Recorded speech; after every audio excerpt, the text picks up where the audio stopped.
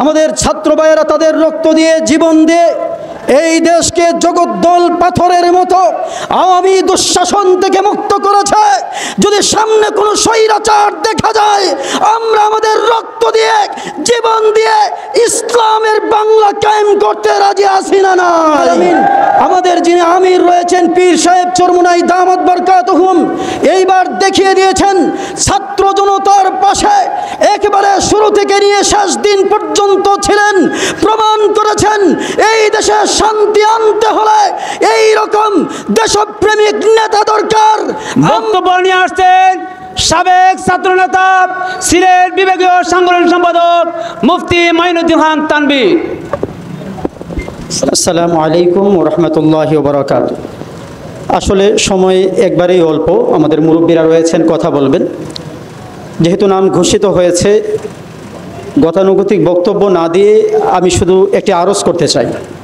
এক নম্বর হচ্ছে, বাংলাদেশ স্বাধীন হয়েছিল সাম্য, মানবিক মর্যাদা ও সামাজিক ন্যায় বিচার প্রতিষ্ঠা করার জন্য। স্বাধীনতার 53 বছর অতিবাহিত হয়ে গেল। আমরা সবাই জানি যেই উদ্দেশ্যে আমাদের বীর মুক্তিযোদ্ধারা জীবন দিয়েছিলেন, এটা আমরা পাইনি। যে কারণে রক্তাক্ত এই জুলাই মাসে সাম্য নেই, এই জন্যই বৈষম্য বিরোধী ছাত্র আন্দোলন করতে হয়েছে। কথা ঠিক কিনা? ন্যায় বিচার পাবো কোথায়? যারা ন্যায় বিচার প্রতিষ্ঠা করবে এই আশ্বাস দিয়ে সময়ে সময়ে ক্ষমতায় বসেছে, এরাই উল্টো পাখির মতো গুলি চালিয়ে আমার ভাই ভাতিজাদেরকে হত্যা করেছে। প্রিয় বন্ধু আমার, মানবিক মর্যাদা থাকবে দূরের কথা, আয়না ঘর নামে কুখ্যাত কারাগার বানিয়েছে। প্রিয় সুধী, আমি আজকে যে আহ্বানটা আপনাদেরকে জানাতে চাই, এটি হচ্ছে সময়ে সময়ে এই দেশে নানান পট পরিবর্তন হয়েছে। এই সরকার গিয়েছে, সেই সরকার এসেছে, সেই সরকার গিয়েছে, এই সরকার এসেছে। একটা স্পষ্ট আহ্বান জানাতে চাই, প্রকৃতই যদি শান্তি আমরা পেতে চাই, তাহলে অমুক সরকার পাল্টে তমুক সরকার, তমুক সিস্টেম পাল্টে অমুক সিস্টেম, এইভাবে শান্তি প্রতিষ্ঠা করা সম্ভব না। শান্তি প্রতিষ্ঠা হবে আল্লাহ যেইভাবে বলে দিয়েছেন সেইভাবে। যদি কল্যাণ রাষ্ট্র প্রতিষ্ঠা করা যায়, আল্লাহর বিধান বাস্তবায়ন করা যায়, ইসলামের বাংলা প্রতিষ্ঠা করা যায়।